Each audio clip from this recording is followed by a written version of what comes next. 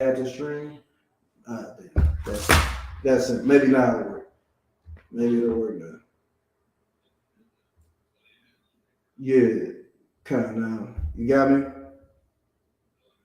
Yeah, no sweat.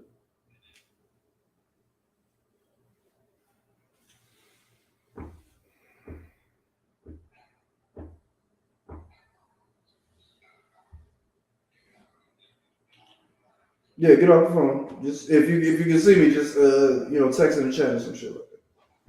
All right, no sign grass. So live here. The good thing, we haven't really gone over anything so far. All right. To the person that's on the live, if you wouldn't mind sharing this, all right. I'm looking at the thing right now to see if it's a way I can share it. Boom. No, I don't want to do that. Boom. Guest request. Whatever. See if the brother can let me know if he can see me.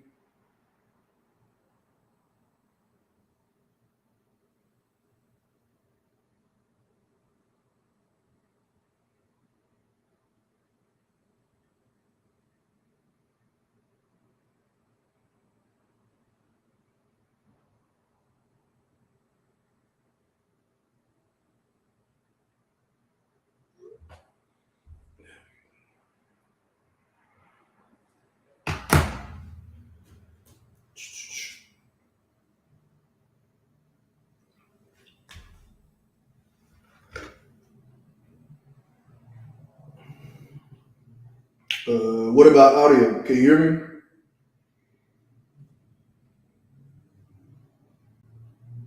Can you hear what I'm saying?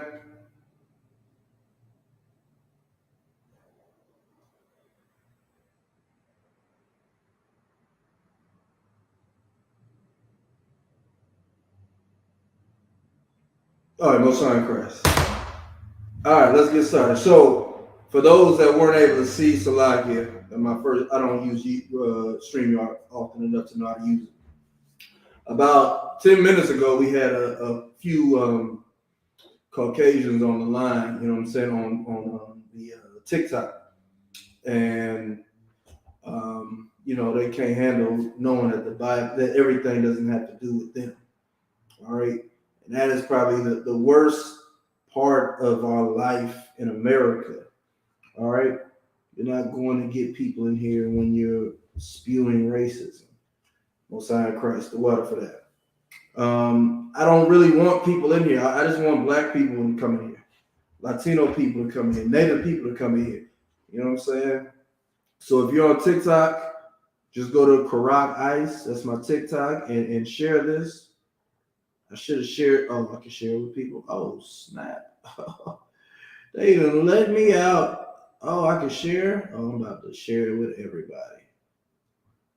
And then we're gonna get straight to a point of order, as Eric Mays would say.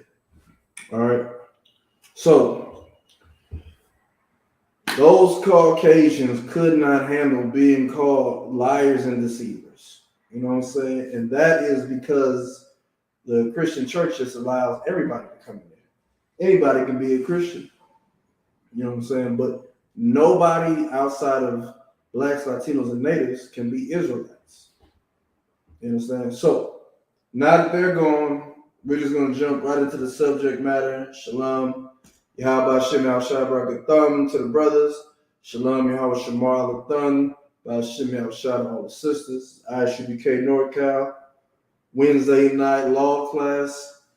We're at 2213 McDonald Avenue. If you're a black, Latino, or native, and you live in the Richmond Bay Area, feel free to come through. We normally have classes Tuesday through Thursday, 7 to 9 p.m. I'm doing an extra late class.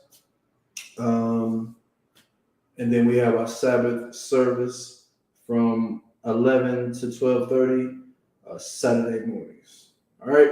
Now, with that being said, Brian Green, would you like to invite yourself on? I don't know how to do it. We can have a quick conversation. You understand? You can, not want to hear what I got to say, and you can dip out and we can be done with it. All right. With that being said, let's go to our first verse,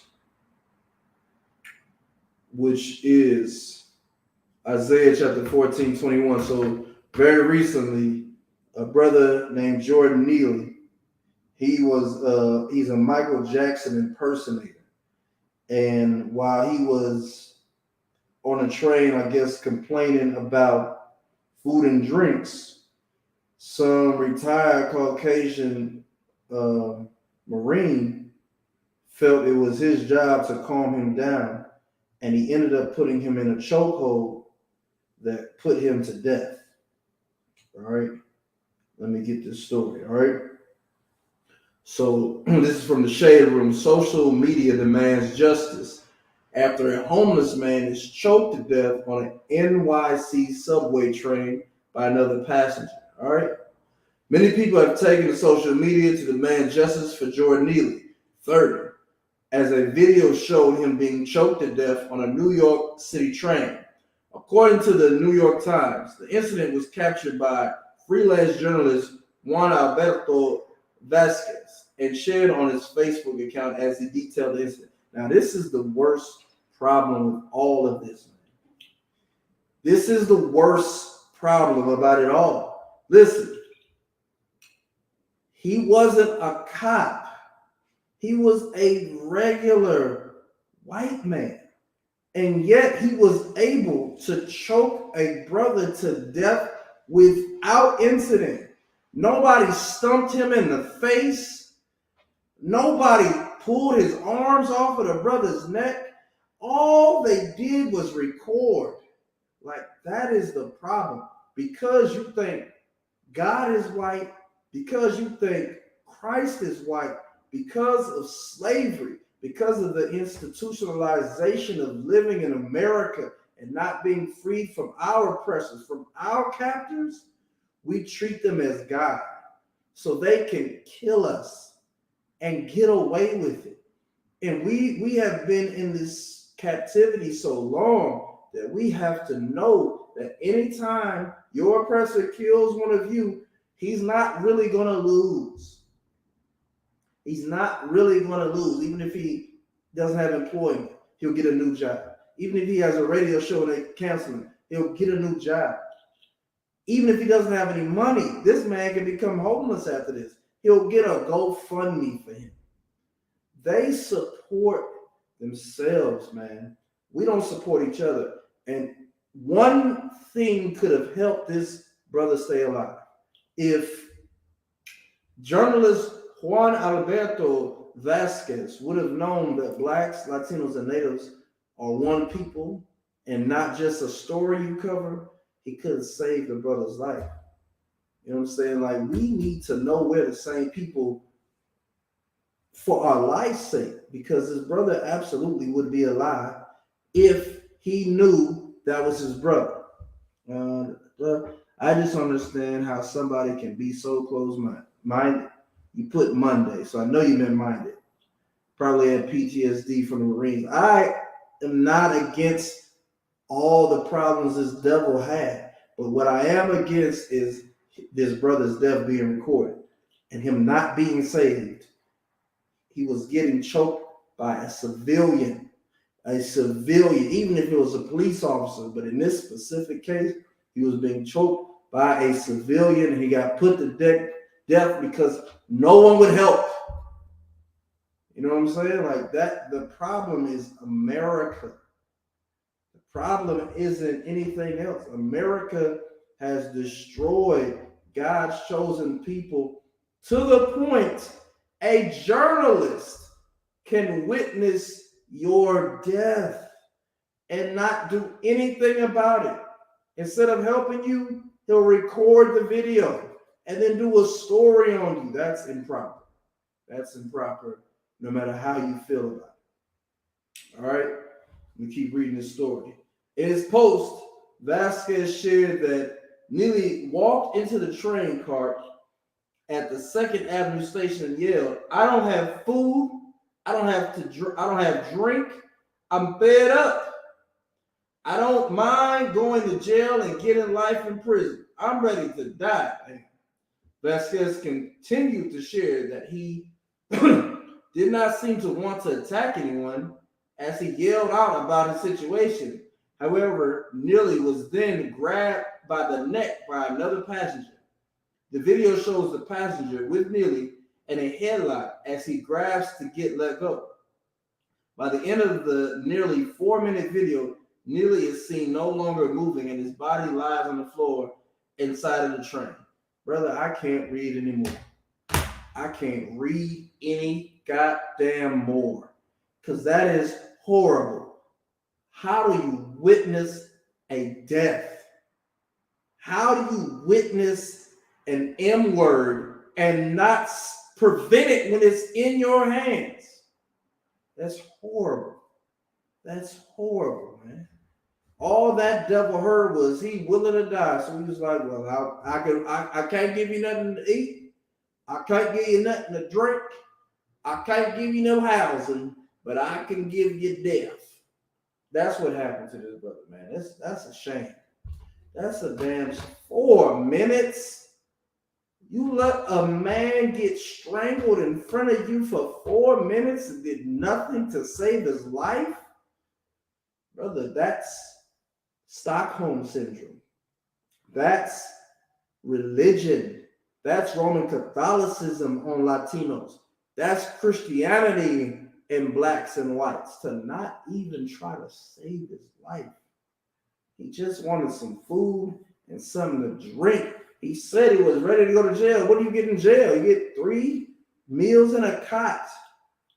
You get some food, something to drink, and you get a place to lay your head, man. Like this is horrible, the situation we find ourselves in.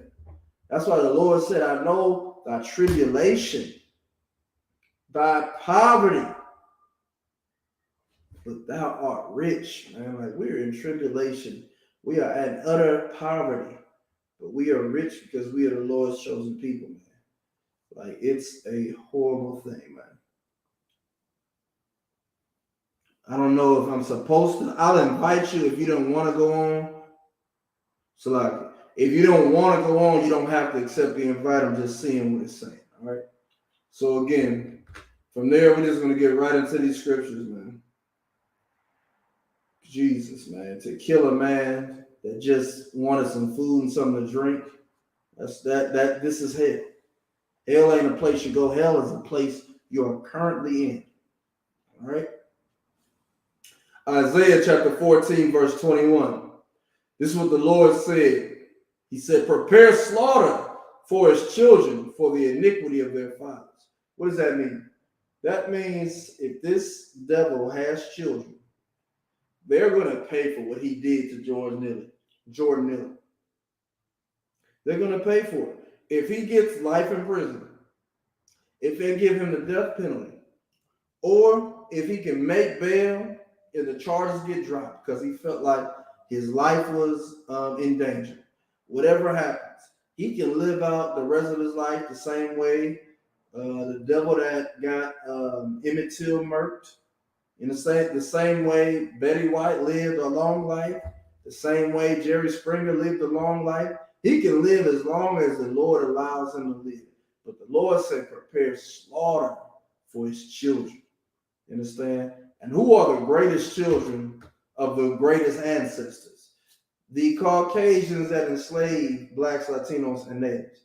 They are the greatest ancestors of the children that followed after them. The Lord said, prepare slaughter for them. That is why what is coming for our oppressors has nothing to do with how I feel about Jordan Neely, how I feel about George Floyd, how I feel about Eric Garner or Emmett Till. It has nothing to do with that. My problem is that he becomes another name on the board of black people slain by Caucasians. You know what I'm saying? But what the Lord has prepared for them is slaughter. All right? Isaiah 14:21. Prepare slaughter for his children for the iniquity of their fathers, that they do not rise nor possess the land, nor fill the face of the world with cities. Meaning the fact that the earth has been given into the hands of the wicked and they do what they do, the Lord is absolutely against it. The Lord don't like that America is ruled by the Caucasian race. The UK is ruled by the Caucasian race. Africa is ruled. He don't like none of that. So that's why he's going to prepare a slaughter for them, to feed the birds, the turkey vultures, the eagle. He's preparing a slaughter for those vulturous and those flesh-eating animals that don't care what it is. You know what I'm saying? And some of us in the water too, because you know they're gonna run into the deep ocean. Well, there's giant whales out there and giant sharks out there that can't wait to enjoy the other white meat. You understand? So listen, none of what I'm saying is my words. It's exactly what the Lord is saying. The next verse I want to read is Ezekiel chapter 35, verse 5. The reason this brother was put to death or returned to sender is because you can't control the hatred that is in your oppressor. It's deeper than you being an Oreo. It's deeper than you being a sellout. It's deeper than you being a thug. It's deeper than anything you can prescribe or attach to why we suffer. A brother being, hungry, thirsty, without a place to stay, that's not enough reason to put him in a chokehold that ultimately takes his life.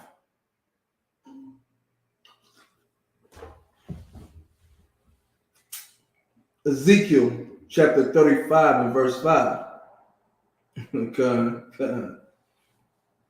Ezekiel chapter 35 verse 5. Because thou hast had a perpetual hatred and hast shed the blood of the children of Israel by the force of the sword in the time of their calamity. This was the time of his brother's calamity. He had nothing to eat, nothing to drink, no place to lay his head.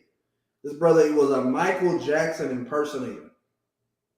This brother was doing Michael Jackson songs. He was moonwalking. He was kicking and saying, oh, he was doing simple stuff, man. This brother was living off of his gimmick. He was living off of people putting money in the hats. You take his life because he's fed up. You would be fed up too. All right? Because thou hast had a perpetual hatred and hast shed the blood of the children of Israel by the force of the sword in the time of their calamity, in the time that their iniquity had an end. Verse 6. Therefore, as I live, saith the Lord God, I will prepare thee unto blood, and blood shall pursue thee. Since thou hast not hated blood, even blood shall pursue thee. The Lord is saying, like, because y'all don't have a problem shedding blood, blood is going to be shed of your people. What does this mean for a Caucasian? If Caucasians don't want their blood shed, they're going to have to control themselves. You know what I'm saying? You can choke somebody to calm them down, but you can't choke them until they stop fighting and they're dead. He was a Marine. He knows when to stop. He didn't want to stop because there's a perpetual hatred for black people that white people are going to just have to finally accept. Caucasians are going to have to accept that they do not like black people for every reason. For every reason. All right? It's a video right now on TikTok. Because y'all can't see it way in the back, I'm going to just play it. I'm going to play it right here. Lord allow you can at least hear the audio. All right? Give me 1 second. One moment. Nope, not that. All right. Let me find it a quicker way. Baba Kushah, which means please give me half a second. All right. There's a whole racial debate happening at Harvard. And in this debate, the real spirit of your oppressor comes out. I hope y'all can hear it. I'm going to play it right now. This is part 2. I'm for affirmative action temporarily, but for 2 reasons. First of all, you have to look at the university's purpose. It is to educate their students. And I feel that different races, people coming from different races have different backgrounds and they contribute differently to the education. And second of all, when you say that they have equal backgrounds, that's not true when you look at the broader picture and you look at slavery. And this is kind of a preparation. I think affirmative action is a temporary solution to alleviate history and the wrongs done to African Americans in particular. And what's your name? David. David, you said that affirmative action is justified, at least for now, as a way of compensating for past injustice, the legacy of slavery and segregation. Right. Who wants to take on that argument? We need now a critic of affirmative action. Yes, go ahead. I think that what happened in the past has no bearing on what happens today, and I think that discriminating based on race should always be wrong, whether you're discriminating against one group or another. Just because our ancestors did something doesn't mean that should have any effect on what happens with us today. All right, good. I'm sorry, your name is? Kate. Kate. All right, who has an answer for Kate? Yes. I just wanted to comment and say that, Tell us your name. my name is Mansour. Because of slavery, because of past injustices, today we have a higher proportion of African Americans who are in poverty, who face less opportunities than white people. And so because of slavery 200 years ago, because of Jim Crow, because of segregation, today we have injustice based on race. Okay. I think that there are differences, obviously, but the way to fix those differences is not by some artificial fixing of the result. You need to fix the problem. So we need to address differences in education and differences in upbringing with programs like Head Start and giving more funding to lower income schools rather than trying to just fix the result so it makes it look like it's equal when really it isn't. Yes. Just a little longer. With regard to affirmative action based on race, I just want to say that white people have had their own affirmative action in this country for more than 400 years. It's called nepotism and quid pro quo. So there's nothing wrong with correcting the injustice and discrimination that's been done to black people for 400 years. Tell us your name. Hannah? Hannah. All right, who has an answer for Hannah? And just to add to Hannah's point, Little longer. we need now someone to respond. Hannah, you could have also mentioned legacy admission. Exactly. I was going to say, if you disagree with affirmative action, you should disagree with legacy admission because it's obvious from looking around here that there are more white legacies than black legacies in the history of Harvard University. And explain what legacy admissions are. Well, legacy admissions is giving an I don't know how to advantage do that. I gotta get taught. privilege of their parent having attended the university to which they're applying. All right, so a reply for Hannah. Now this is the point right here. Watch the kickback. First of all, if affirmative action is making up for past injustice, how do you explain minorities that were not historically discriminated against in the United States who get these advantages?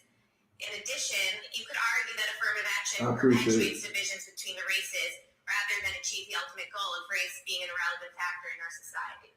And tell us your name. Danielle? Just this short back and I agree forth. with that because I think that by promoting diversity in an institution like this, you further educate all of the students, especially the white students who grew up in predominantly white areas. It's certainly a form of education to be exposed to people from different backgrounds, and you put white students at an inherent disadvantage when you surround them only with their own kind. Why should race necessarily be equated with diversity? There's so many other forms. Why should we assume that race makes people different? Again, that's perpetuating the idea of racial division within our universities and our society. Hannah? With regard to African American people being given a special advantage, it's obvious that they bring something special to the table because they have a unique perspective, just as someone from a different religion or socioeconomic background would as well. As you said, there are many different types of diversity. There's no reason that racial diversity should be eliminated from that criteria. Yes, go ahead. Listen, Racial discrimination. the brother, he about to say more stuff that Caucasians say. But what is the problem? Like, I don't understand why the winner can't understand the loser even a little bit. You won. You stole the land from the natives. You made it look like you cared about them, and then you gave them smallpox blankets, and they died. You slaughtered the buffalo so they couldn't eat, not because you wanted buffalo meat, but just so they couldn't eat. You set up treaties with them, and then you broke them. You won the land. Then you were able to enslave a people and have them work for 400 years, uncontested. You had to have a damn civil war just because the Caucasians that lived up north hated that the Caucasians that lived down south had free labor. You did this. You fought. They lost. They won. We still got hung on light poles up north. You won. How is it that whenever the conversation about us getting things balanced out, or you guys haven't really given us an advantage, why does that always become a point of contention? It does that because, like the scripture said, you have had a perpetual hatred for us. It's out of your control. It's in your DNA. You don't know how to not hate blacks, Latinos, and natives. Donald Trump's suits are made in Mexico. If they're not made in Mexico, they're made in China. And he'll hate the Chinese, but he'll hate Latinos 1,000% more than he could ever hate the damn Chinese that send the weather balloons that have the ability to send a nuke. Whereas Latinos, y'all about to celebrate goddamn Cinco de Mayo.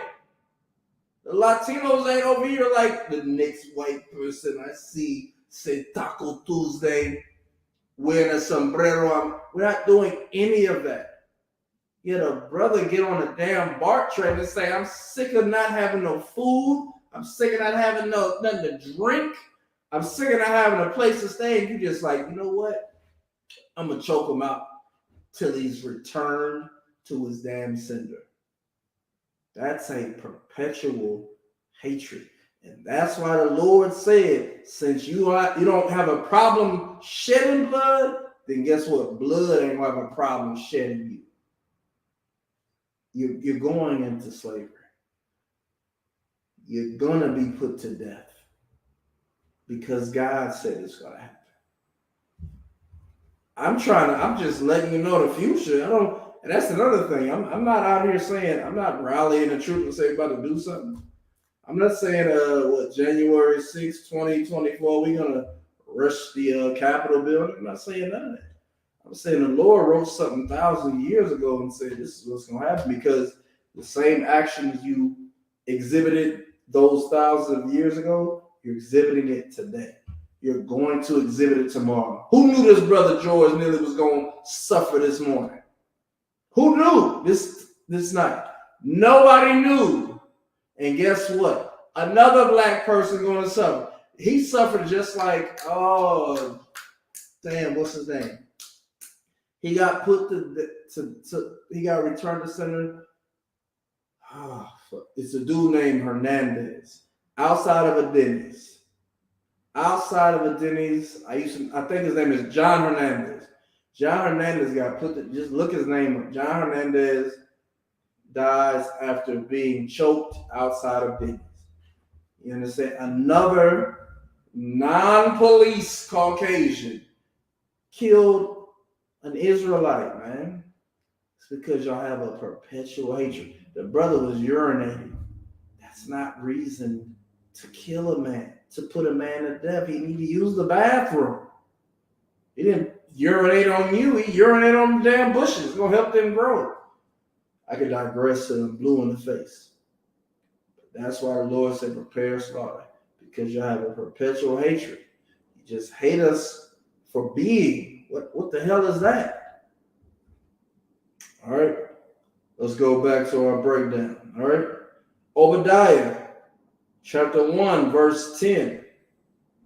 It reads, for thy violence against thy brother Jacob, shame shall cover thee.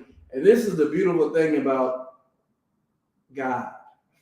He said, he told Rebecca, look, you got twins in your stomach. Two manner of people that's going to be separated from the womb. Meaning just because they came from the same womb, they not brothers no more. But to make a point, the Lord is going to let you know, for your hate, for your violence against your brother Jacob. Caucasian be like, I ain't related to no black person. You're not. But historically, black people and white people came out of the same womb. We just became two different nations once we came out of the womb. So imagine having twins, right? One of them you named Jacob, the other one you named Esau. Normally, they're brothers. When these two brothers came out of the womb, they became brothers no more. The womb was just the conduit for them to come into the planet. But once they came out and that umbilical cord was cut, they were not the same people. But to make a point, the Lord said, because of how white people have been treating their brother blacks, Latinos, and Native people, yeah, that's how it works, man. That's how you know the Bible is a black book.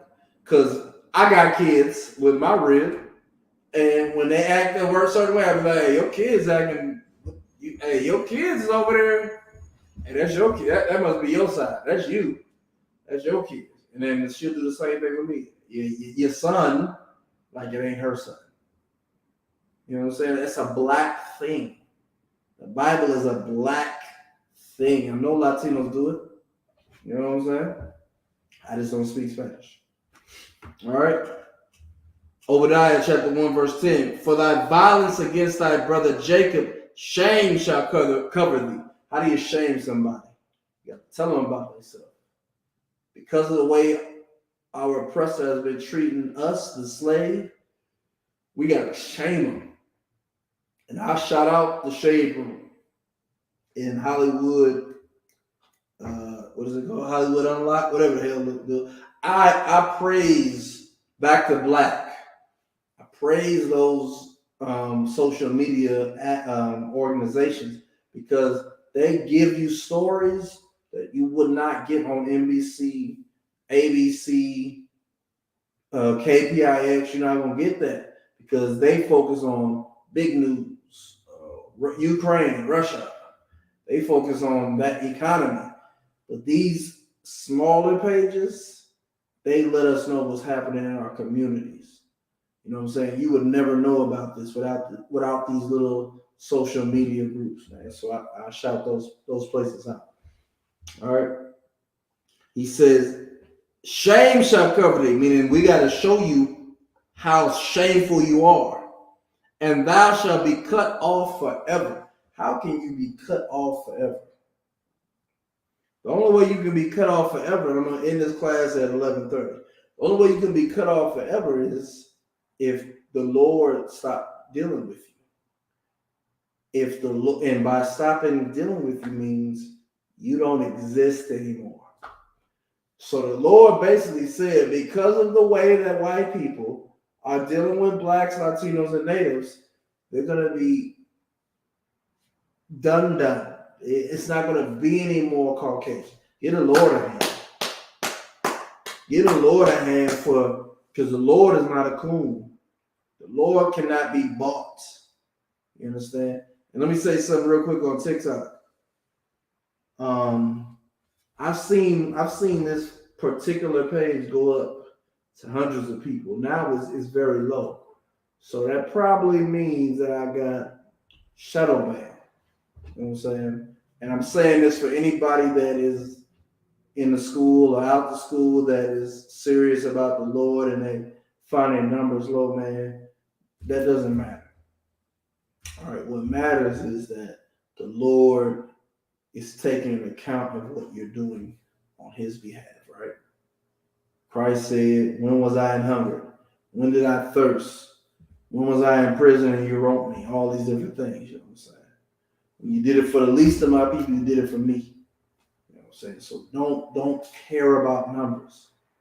Don't care about that. Just care about your message. Matter of fact, the less numbers, the better. I mean, you could be wild or you could be lucid, and you know what I'm saying? If it's too many people, then report. But if it's just one person, you can, hey, what's your name? I'll talk straight to you. All right. So again, they're going to be cut off forever. Obadiah chapter 1, verse 13. Thou shouldest not have entered into the gate of thy people in the day of their calamity. Yea, thou shouldest not have looked on their affliction in the day of their calamity, nor had laid hands on their substance in the day of their calamity. The Lord is telling white people, y'all should have left blacks, Latinos, and Asians alone. When they suffer, y'all should have just let them suffer. But what y'all should have done was spoil them. So yeah, let me take this. Oh, this y'all losing y'all. The smallpox is killing y'all. Good. The religion is killing y'all. Good. I'm gonna take your land. You shouldn't have done that. You should have said, "Oh, I'm the problem. I'm the virus. Let me take my ass back to Spain. Hey, leave them alone, or we're gonna die. When we gonna die? Like 1,000 years from now? Oh man, that's the problem. Because you don't suffer in that moment, you don't understand that you reap what you sow. You sow death, you're going to get or reap death. You understand?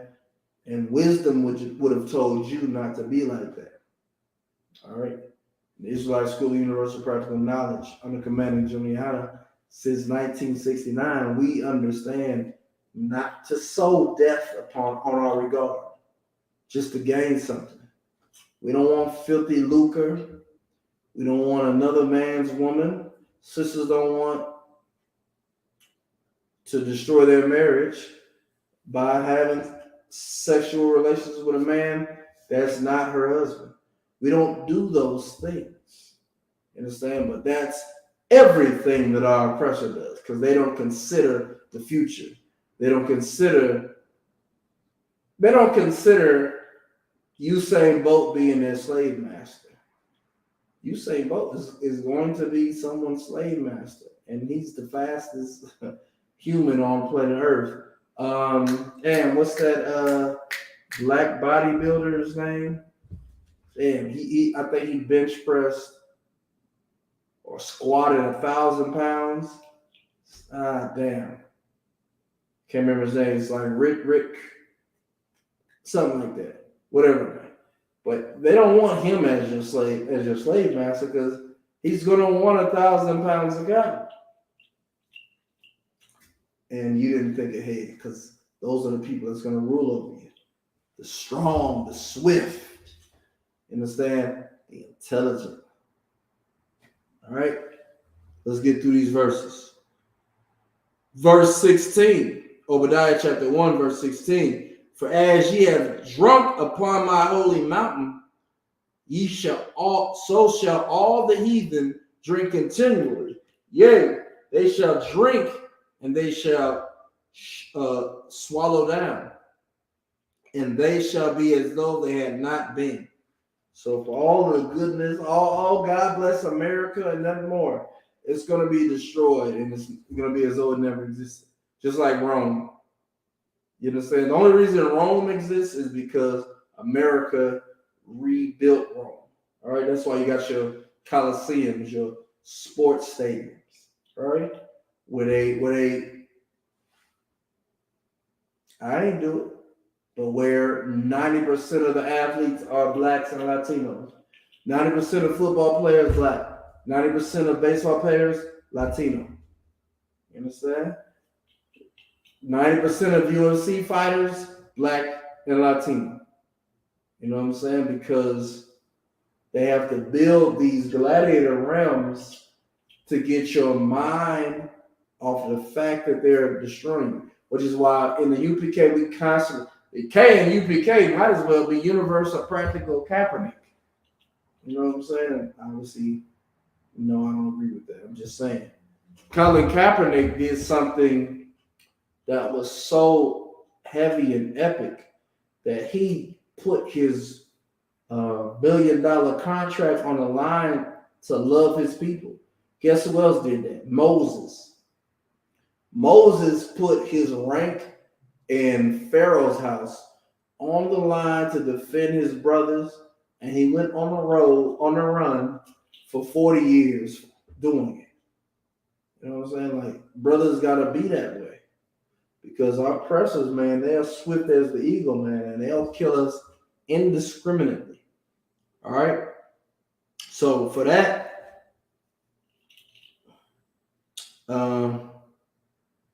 they're going to suffer in ways that they have never thought to cause us to suffer. All right? Obadiah chapter 1, verse 17.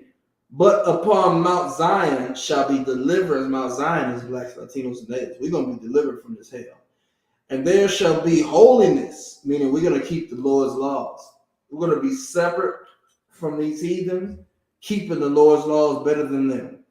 And the house of Jacob shall possess their possessions. We're going to own everything that belongs to the heathens. We're going to own Africa. We're going to own Australia. We're going to own the Pacific Islands. We're going to own everything. You understand? Like, it's ours to begin with. And we're going to own it. Verse 18, and the house of Jacob shall be a fire, and the house of Joseph a flame. That's talking about Israel and Judah. The Lord going to bring us together, because what's the difference between a flame and a fire? Nothing. We're going to be united. All right? And the house of Esau for stubble, and they shall kindle in them and devour them, and there shall not be any remaining of the house of Esau, for the Lord has spoken. Meaning, when Christ returns, when y'all do y'all slavery, y'all pick y'all cotton, y'all do all y'all servitude, we're going to burn as a flame and a fire, and none of you are going to be left, because after the Lord says that's enough slavery for them, now phase 2, where we put them to death, that's what we're going to do. And they're not going to exist anymore. All right? Last verse I'm going to read to make the point. All right? I believe it's Job chapter 20.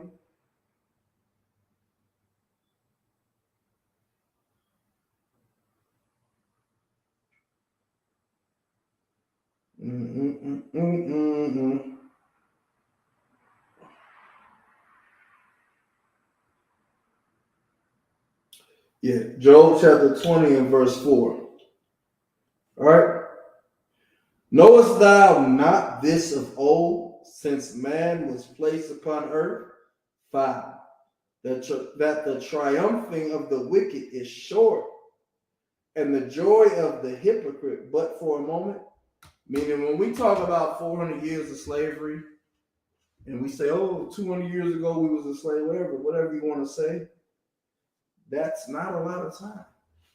That's a short amount of time in retrospect to how long is time?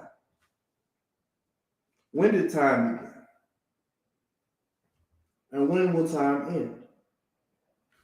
These are two answers that no human being has.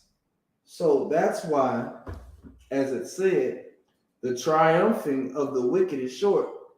The fact that the earth has been given into the hands of the wicked, it's still a short period of time.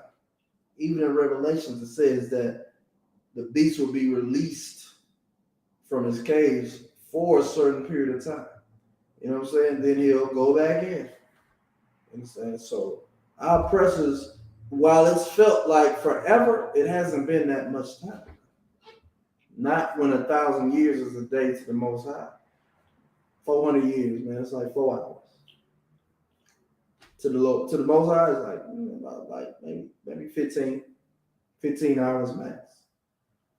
24 hours in a day hasn't been that long. All right.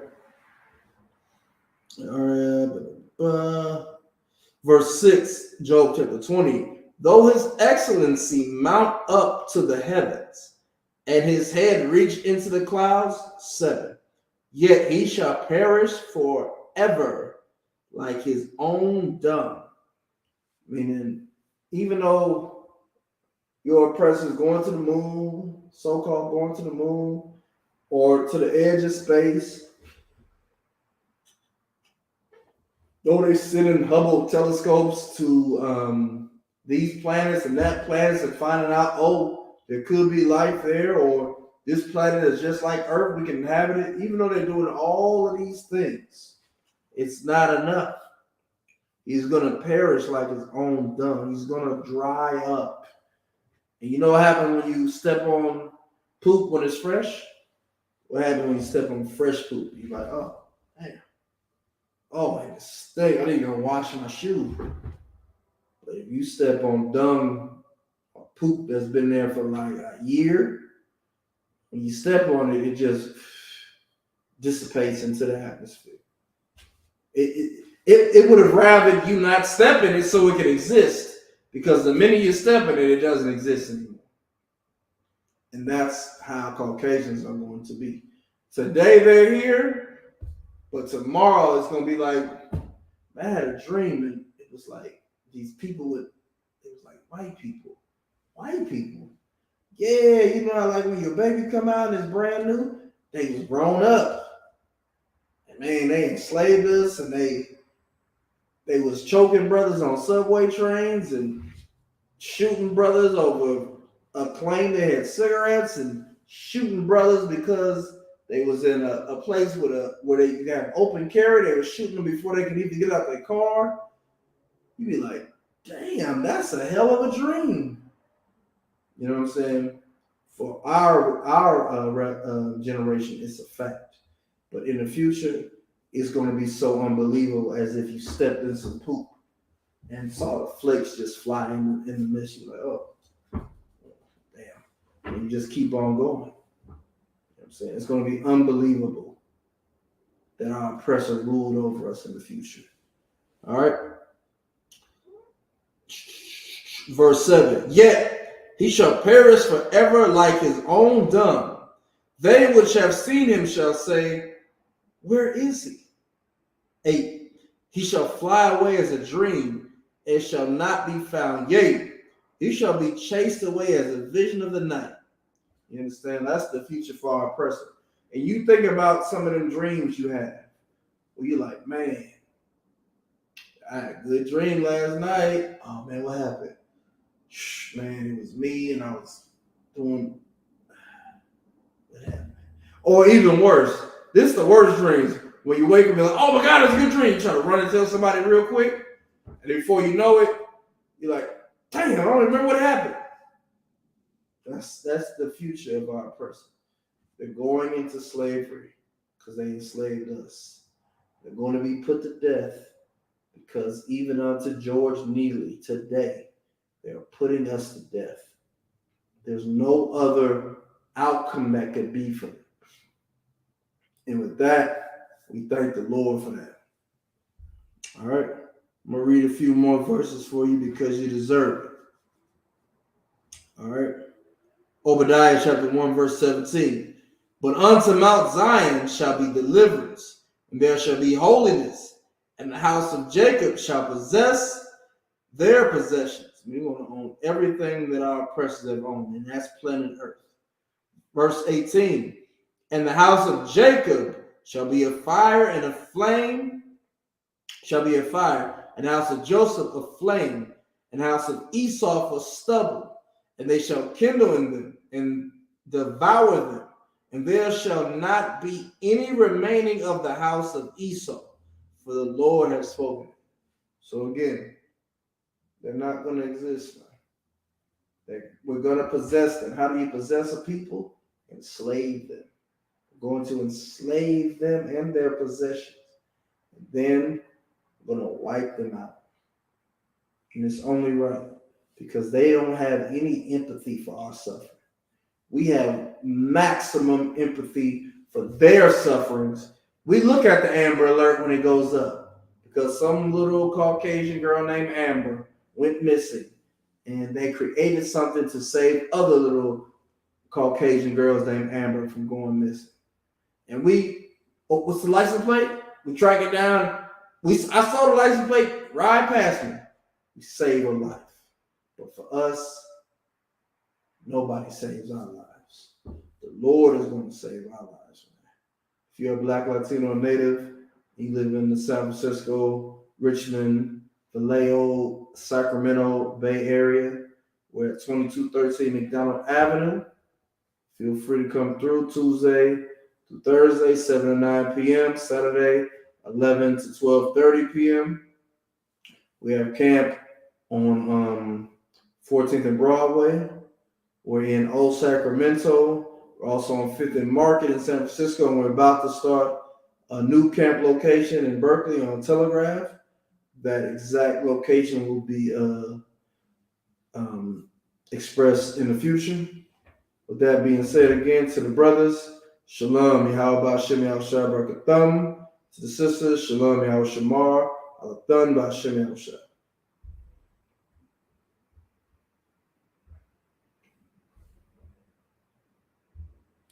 They good looking out on them hard.